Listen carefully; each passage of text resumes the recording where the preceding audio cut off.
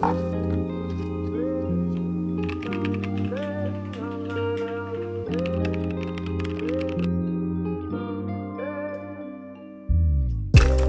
there, Earl here. I've been using the Keychron K2 for almost 2 weeks now for work, play, and everything in between, so that means more than 10 hours per day. And my intentions for this video would be to share my hands-on experience, my initial impressions, and my realizations in hopes of helping you know about the things that might not be obvious at first and some little quirks that might be helpful to know, especially for those, same with me, looking at the Keychron K2 as your first ever mechanical keyboard. And also for those like me that's used to using laptop keyboards or low profile keyboards for the past several years. And as you probably know, the K2 is a thick keyboard. It's a standard profile keyboard with a thick base, so that's something to look into. I'll post a full review soon when I get to spend enough time with this keyboard. I'll put timestamps on the description so you can easily jump to chapters on this video. So let's start with a silent and raw unboxing, followed by sound test and comparison with the different keyboards that I have here. Then I'll share my realizations and impressions and more, so stay tuned.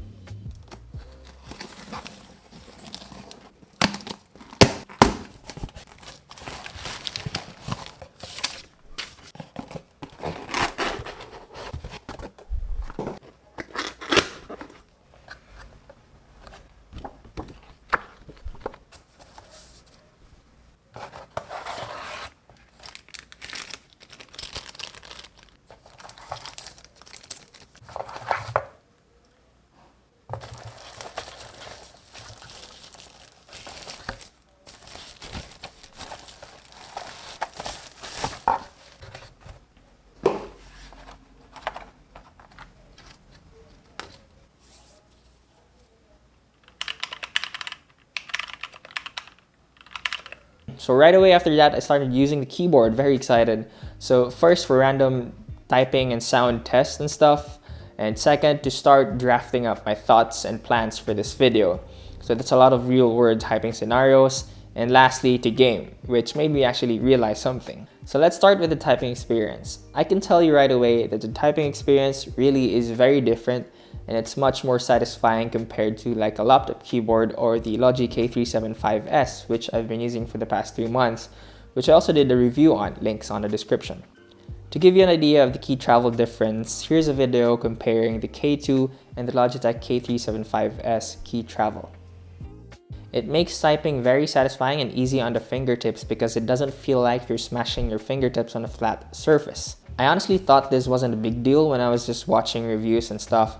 I thought it was just people being picky and being keyboard aficionados, but then I experienced it firsthand and I realized that's one thing I really underestimated. The key travel along with the mechanical switches really help with the comfort, satisfaction, and overall typing experience on a mechanical keyboard.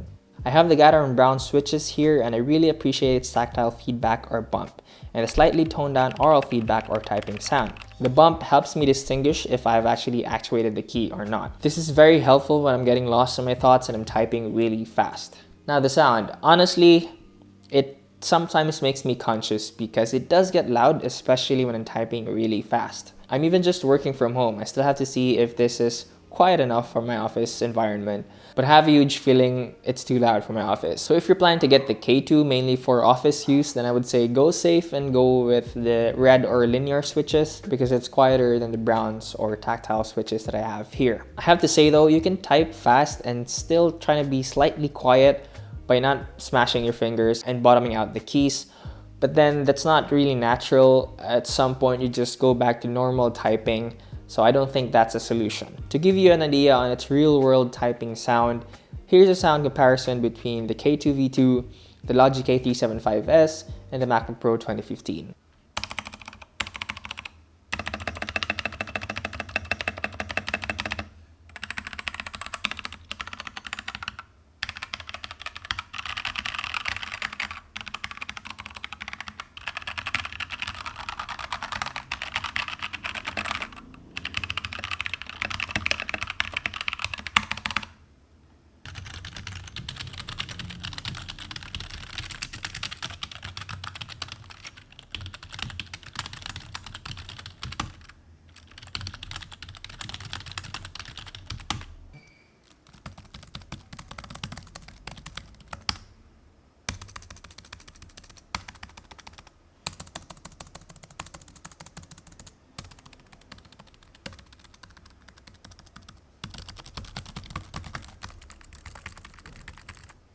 Last topic for the typing experience is the wrist rest situation. I was aware that the K2 V2 is still a thick boy even if they reduced that from V1. That plus the fact that I've been using low profile keyboard for the past several years meant that this was something that I need to look into.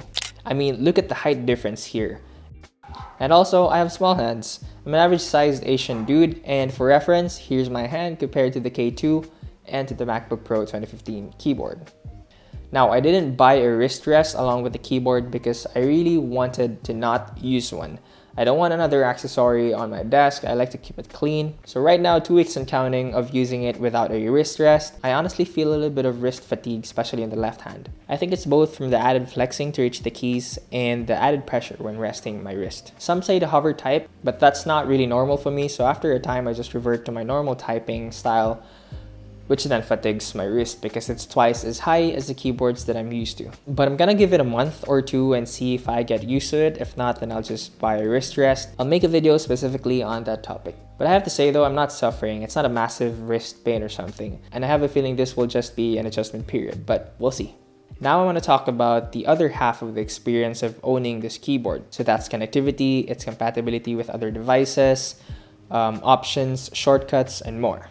So first thing I realized is that unlike Logitech's multi-device, multi-OS Bluetooth keyboards, for Keychron keyboards, you would have to or can manually switch between OS mode. So that's Windows or Android and iOS or Mac OS. And I realized this can be both good and bad. Bad because if your workflow involves rapidly switching between different devices of different OSes, then that would mean you would have to reach out to the switch at the left side of the keyboard to switch to the appropriate OS. And if you're like me, where I have an Android phone and a Mac OS laptop, then that would be too much hassle. So unlike Logitech keyboards, for example, you can just switch using the hot switch key like in the Keychron, but the keyboard handles the OS switching for you, so it's very convenient. However, one good thing that I experienced with having the ability of manually switching is, for example, when I play Dota on my MacBook. Previously, with the Logitech keyboard, that would mean the Alt key would be 2 keys to the left of the spacebar, which is the standard macOS layout. But with the K2, I can just set the OS to Windows mode, and the Alt key will be where it's supposed to be,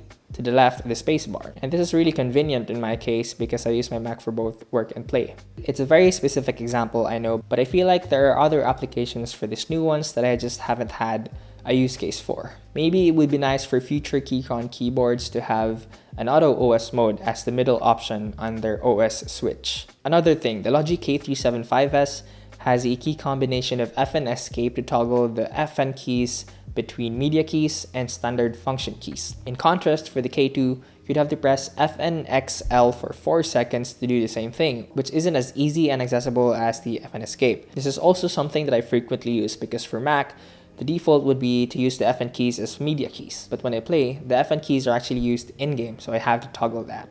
Another thing, the F5 and F6 keys have different toggle than the rest of the function keys. To toggle the mode for these two keys, you'd have to press FNKC for 4 seconds, unlike in the Logitech wherein the FN Escape would toggle all the FN keys. Another was when I used this keyboard with my Android phone, a Samsung A50. At first, it behaved weirdly because it would conflict with the on-screen keyboard. I fixed that by going to the keyboard settings, look for a physical keyboard option, and disable the on-screen keyboard when you're using a physical keyboard. This will definitely vary per device, and this might be an isolated case with my phone, but I think it's worth pointing out.